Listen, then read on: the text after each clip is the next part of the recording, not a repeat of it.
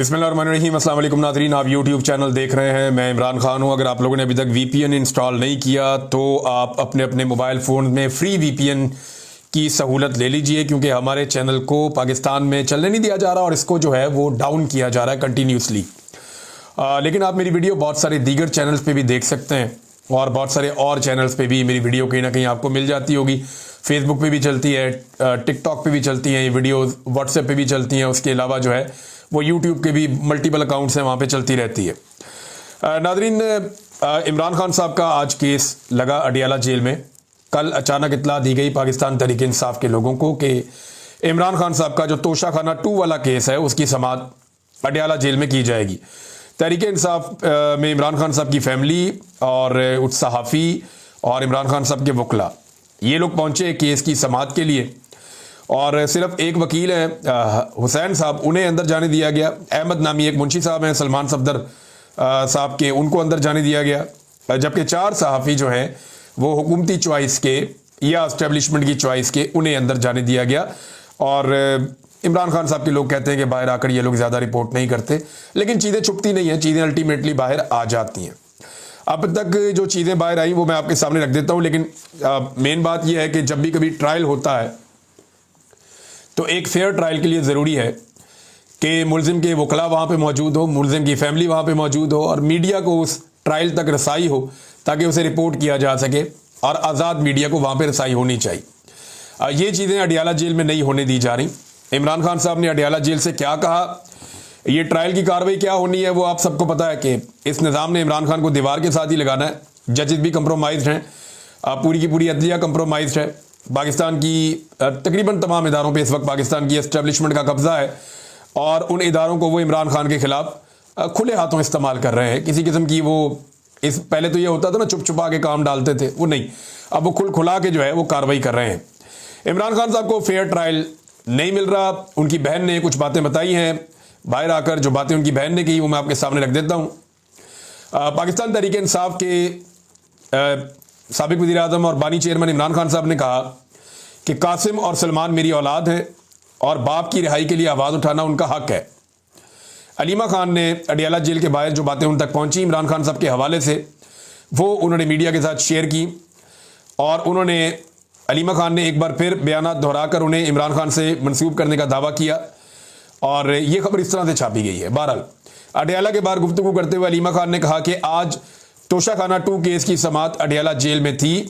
हमें गुज़िश्ता रात 12 बजे समाअत की इतला दी गई और आज सिर्फ 2 वकला को अंदर जाने की इजाज़त दी गई। वो मैंने आपको नाम पहले बताए। उन्होंने कहा कि फैमिली, वकला और मीडिया को आज अंदर दाखिल नहीं होने दिया गया। हम 4.5 घंटे तक अडियाला जेल के दरवाजे पर इंतज़ार करते रहे। अलीमा खान के मुताबिक इमरान खान ने कहा कि उन्हें 22 घंटे तक सेल में रखा जा रहा है। उनका अखबार, किताबें और टीवी तक बंद कर दिया गया है।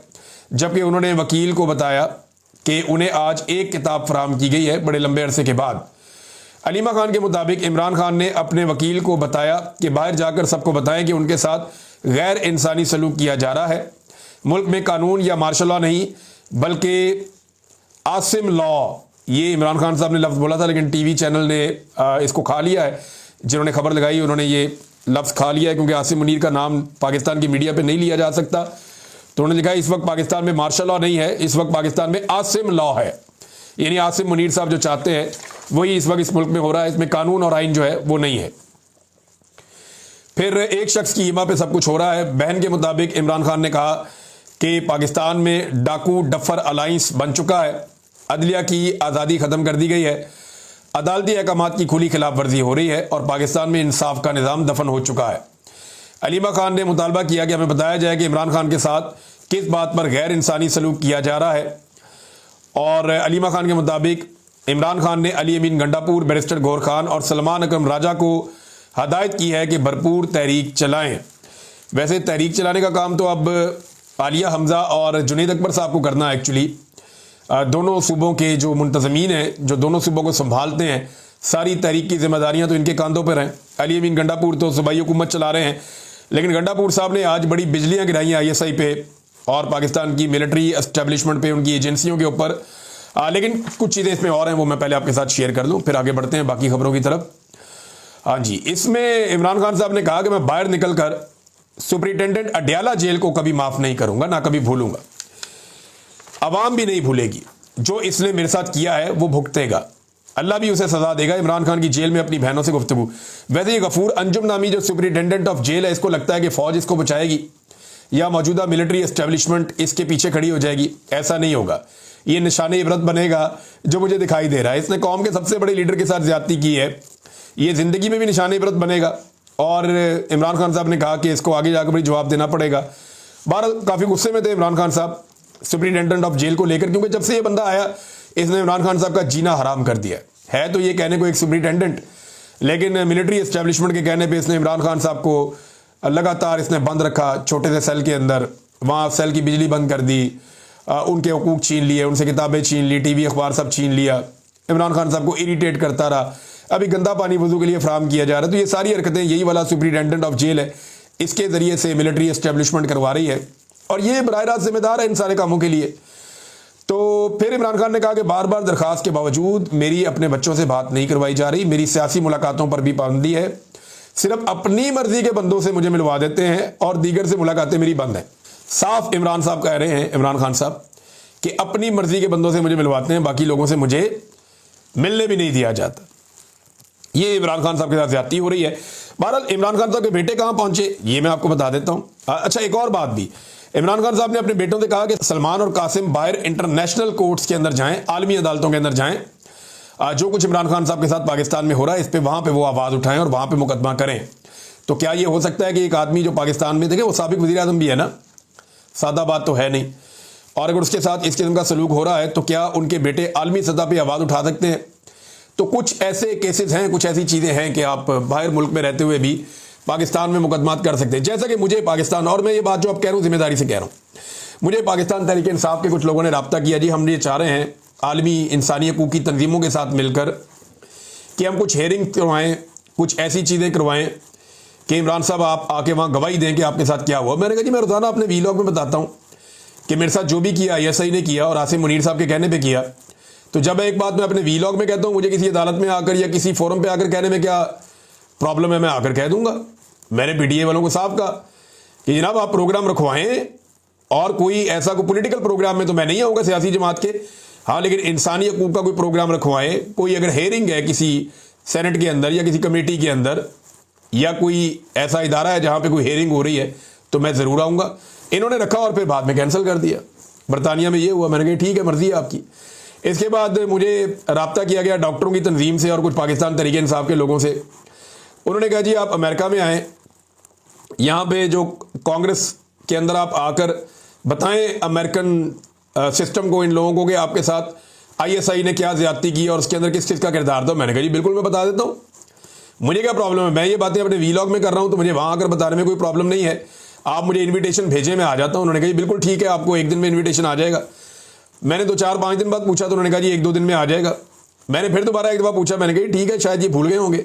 मैंने कहा बताएं कोई आप लोग चाह रहे हैं कि मैं आके वो कोई एविडेंस दूँ, कोई गवाही दूँ? तो उन्होंने कहा जी बिल्कुल हम चाह रहे हैं। लेकिन उसके बाद फिर मुझे पता चला कि मेरा नाम बाकायदा लिखा गया और वो नाम काट दिया गया, और वहाँ पर फिर सिर्फ जुल्फी बुखारी साहब गए और उन्होंने जाके वो एक स्टेटमेंट जो उन्होंने देना था दे दिया, और उस स्टेटमेंट में भी उन्होंने मेरा नाम नहीं लिया।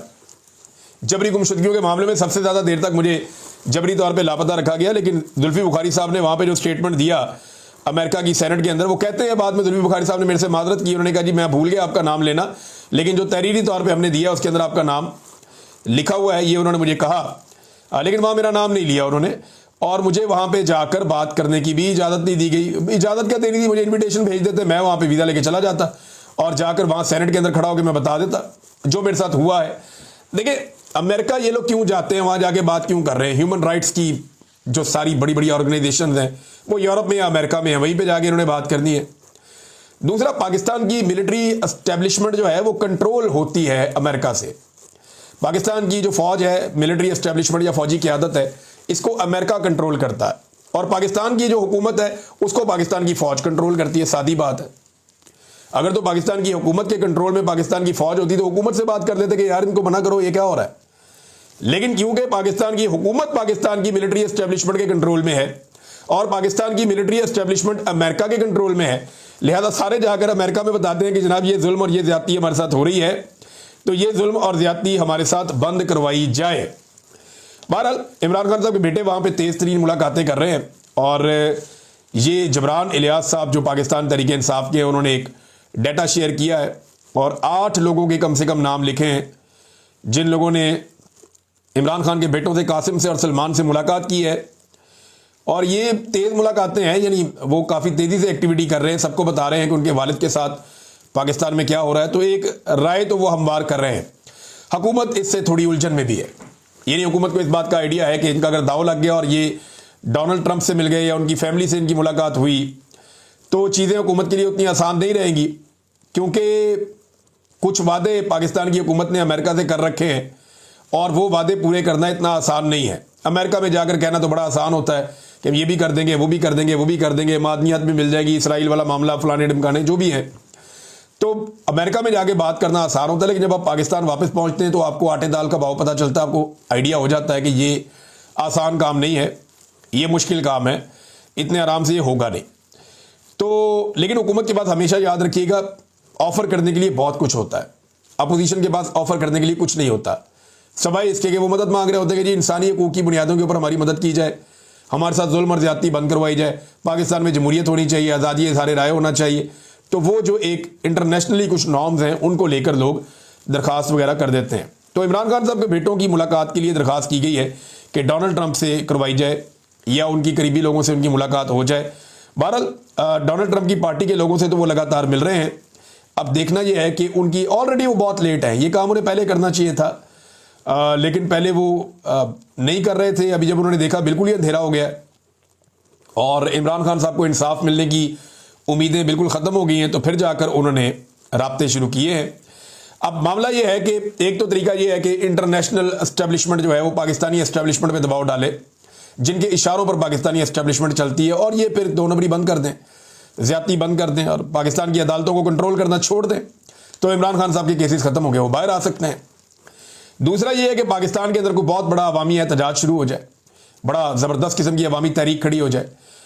इमरान खान साहब ने जब गुज़िश्ता रोज़ एक ट्वीट उनका आया और उन्होंने ये कहा कि उन्हें एहतजाज का मोमेंटम बनता हुआ नज़र नहीं आ रहा, तो उसके बाद मैंने देखा कि काफ़ी लोग ज़ोर लगा रहे हैं, अब रैलियाँ वैलियाँ निकली हैं, लोग कोशिश कर रहे हैं।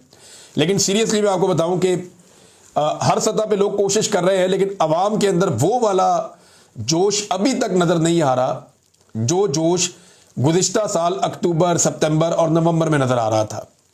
उस वक्त अवाम बहुत ज़्यादा चार्ज हो चुकी थी। अभी वो वाली बात नज़र नहीं, हो सकता है उससे ज़्यादा चार्ज हो जाए, हो सकता है लोग उससे बड़ी तादाद में निकल आएँ, हो सकता है लोग चीज़ें अपने हाथ में ले लें और एस्टेब्लिशमेंट को दीवार के साथ लगा दें। लेकिन जब तक ये होगा नहीं, एस्टेब्लिशमेंट जब तक इस खेल से बाहर नहीं निकलेगी, जब तक मिलिट्री एस्टेब्लिशमेंट इस गंदे खेल से बाहर नहीं निकलेगी, इमरान खान साहब को इंसाफ नहीं मिलना। ये सादी बात है, क्योंकि वो ये समझते हैं कि इमरान खान उनके लिए इस वक्त सबसे बड़ी मुसीबत है। नादरीन, एक और चीज़ मैं आपके साथ शेयर करता हूँ, ये अली अमीन गंडापुर साहब हैं और उन्होंने बड़ी ही इंपॉर्टेंट बात की है। पहले आप ये देखें कि गंडापुर साहब ने कहा क्या, पहले आप सुने और फिर मैं आपको बताता हूँ कि इसके पीछे कहानी क्या है और ये कितना संजीदा मामला है। ये आप अली अमीन गंडापुर साहब को सुने कि खैबर पख्तूनख्वा में अमन व अमान के हवाले से गंडापुर साहब ने एक APC बुलाई थी, जिसका अपोजिशन की सारी पार्टियों ने बाइकआउट कर दिया। हालांकि यही पार्टियां अभी गंडापुर के साथ जप्पियां डाल रहे थे थोड़े दिन पहले सेनेट के इंतखाबात में इक़्तिदार के लिए, लेकिन अभी वो गंडापुर साहब से या उनकी APC से मिलना नहीं चाह रहे। गंडापुर साहब ने इसमें क्या कहा, ये चंद बातें आपको सुनाता हूं, फिर उसके बाद आपको बताता हूं कि एक्चुअली हो क्या रहा है। मैंने पहले कमेटी में बात की थी और वो पूरा पाकिस्तान जान गया था कि मेरे पे रिजर्वेशन है, और मैंने बाकायदा तौर पे इसके ऊपर बात की। मुझे किसी का खौफ नहीं है, मैं किसी के खौफ के बगैर ये बात पहले दिन से कर चुका हूँ और मैं दोबारा रिपीट कर रहा हूँ कि उसके बाद हमने ऑपरेशन किए, हमने उनको इलाकों से खाली करवाया। आपने वो वीडियो देखी, वो वीडियो देखने के बाद दोबारा उन लोगों को लाया गया, दोबारा उन लोगों को जब पकड़ा गया तो हमारी ISI और हमारी MI ने उन लोगों को ऑन किया कि ये लोग हमारे लोग हैं, मेहरबानी करें, हम इनको इस्तेमाल करते हैं किसी भी काम के लिए, और उन्होंने पुलिस से उनको छुड़वाया। अब दोबारा वो लोग फिर ज्यादा हो चुके हैं, तो मेहरबानी करें अपने वर्दी वाले बंदे से अपनी जंग लड़ें। गुड़ तालिबानों के जरिए जो आप उनको ऑन करके जो जंग लड़ने की कोशिश आप कर रहे हैं, उससे आपके दरमियान और अवाम के दरमियान एतमाद खत्म हो रहा है, आपके दरमियान और मेरी पुलिस के दरमियान एतमाद खत्म हो रहा है। आपके दरमियान और मेरी हुकूमत, मेरी एडमिनिस्ट्रेशन के दरमियान एतमाद खत्म हो रहा है। Good Taliban are not accepted. अगर आपको उनकी जरूरत है तो उनको फौज में भर्ती कर लो, फौज की वर्दी पहना के कश्मीर में लड़ाते हो, किसी और महाज में लड़ा लो। जी नाज़रीन, आपने अली अमीन गंडापुर की बात सुनी। गंडापुर साहब ये कह रहे हैं कि हमने ऑपरेशन किए, हमने इलाके खाली करवाए, हमने कुछ दहशतगर्दों को पकड़ा, जिन्हें गुट तालिबान कहते हैं, ये भी दहशतगर्दी हैं। हमने इन्हें पकड़ा तो ISI वालों ने और मिलिट्री इंटेलिजेंस वालों ने इन दहशतगर्दों को हमसे छुड़वाया और उन्होंने कहा ये हमारे लोग हैं, हम इनसे काम लेते हैं। अजीब बात है, दहशतगर्दों से कोई क्या काम ले सकता है? यानी पाकिस्तान की इंटेलिजेंस एजेंसीज, पाकिस्तान के एक सूबे का जो आईनी सरबराह है वो ये कह रहा है कि पाकिस्तान की जो इंटेलिजेंस एजेंसीज हैं वो दहशतगर्दों से काम लेती हैं, और जब दहशतगर्दों को पुलिस गिरफ्तार करती है तो ISI और मिलिट्री इंटेलिजेंस ये आकर दहशतगर्दों को छुड़वा लेते हैं, यह कहकर कि हमारे बंदे, इन्हें छोड़ दें, इनसे काम लेना है। अब सवाल ये पैदा होता है कि सियासतदानों से काम लेती है मिलिट्री एस्टेब्लिशमेंट, जजों से काम लेती है मिलिट्री एस्टेब्लिशमेंट, सहाफ़ियों से काम लेती है मिलिट्री एस्टेब्लिशमेंट, मौलवियों से काम लेती है मिलिट्री एस्टेब्लिशमेंट, पुलिस से काम कौन लेता है? Military establishment. ब्यूरोक्रेसी को कौन इस्तेमाल करता है? Military establishment. और हत्ता कि अब पता चल रहा है कि तालिबान या दहशतगर्दों से भी काम लेती है मिलिट्री एस्टेब्लिशमेंट। ये क्या काला धंधा है? ये एस्टेब्लिशमेंट है या माफिया है कि हर एक को ये कंट्रोल करते हैं? और मुझे हैरत हो रही है कि एक सूबे का वज़ीर आला कह रहा है कि जनाब ये गुड तालिबान है और ये अच्छे लोग हैं। ISI कहती है, फौज कहती है इन्हें छोड़ दो, इन्हें एजेंसियां छुड़ा कर ले जाती हैं, हम पकड़ पकड़ के थक गए हैं। इससे पहले पुलिस भी बार बार ये एहतजाज कर रही थी। पुलिस बार बार ये कहती थी कि जनाब हम बंदे पकड़ते हैं, एस्टेब्लिशमेंट या एजेंसियां आगे छुड़ा के ले जाती हैं। वो कहती हैं जी हमारे बंदे, इनको छोड़ दो। बाद में वही बंदे जराइम करते हैं, कत्लो गारतगिरी करते हैं, दहशतगर्दी करते हैं, भत्ता वसूली करते हैं। तो ये जो APC हुई है ना, इसमें चंद फैसले हुए हैं, वो फैसले मैं आपको बता देता हूं। एक तो उन्होंने कहा जी खैबर पख्तूनख्वा में कोई ऑपरेशन नहीं होगा। इन्होंने कहा जी कि गुट तालिबान की कोई गुंजाइश मौजूद नहीं है, यानी आपकी पसंद का कोई दहशतगर्द होगा तो उसको नहीं छोड़ा जाएगा। तीसरा इन्होंने कहा कि फौज जो है वो सरहदों की हिफाजत करे, अंदरूनी सिक्योरिटी हम खुद संभाल लेंगे। फिर एक और बात इन्होंने की, किसी भी फेडरल फोर्स को सूबे में कार्रवाई की इजाजत नहीं देंगे।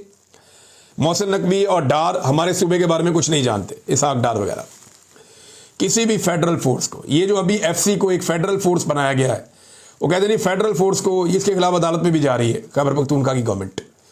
वो ये कहते हैं एक फेडरल फोर्स को हम अपने सूबे में कार्रवाई नहीं करने देंगे कि वफाक जहां दिल करे जो मर्जी सूबे में अटैक कर दे। लॉ एंड ऑर्डर मेंटेन करना वहां की सूबाई हुकूमत की जिम्मेदारी है। इल्जाम लगा देते हैं सूबाई हुकूमत पे और वहां पे कंट्रोल करना चाहते हैं खुद से। और साथ में ड्रोन हमलों के बारे में भी उन्होंने कहा जी कोई ड्रोन हमले नहीं होंगे खैबर पख्तूनख्वा में। तो ये APC हुई है। मेरे ख्याल में एक कौमी जरगा बुलाया जाना चाहिए, बड़े पैमाने पे सबको इकट्ठा करना चाहिए। और इमरान खान साहब ने भी जेल से एक पैगाम भेजा है कि जहां जहां पे अमन मार्च हो रहे हैं उनके अंदर पाकिस्तान तहरीक इंसाफ के लोग भरपूर शिरकत करें, पूरी ताकत के साथ जाएं, क्योंकि अमन पाकिस्तान की ज़रूरत है और अमन मार्चेस के अंदर पाकिस्तान तहरीक इंसाफ को शिरकत करनी चाहिए। वैसे जहाँ पे भी अमन मार्च होता है तहरीक इंसाफ के MPAs, MNAs या मकामी क़यादत या जितनी भी आवाम है वो सारे उसके अंदर शिरकत करते हैं। ये एक हकीकत है, क्योंकि सब ये जानते हैं कि अमन मार्च किसी सियासी मकसद के लिए नहीं, ये पाकिस्तान को अमन देने के लिए है, पाकिस्तान से दहशतगर्दी ख़त्म करने के लिए है। नाज़रीन, और ख़बरें आपके साथ मैं शेयर करता हूँ, खबरें तो है मेरे पास, लेकिन नेक्स्ट व्लॉग में आपके सामने रखूँगा। अब तक के लिए इतनी अपना ख्याल रखिएगा, अपने इस चैनल का भी। अल्लाह हाफ़िज़।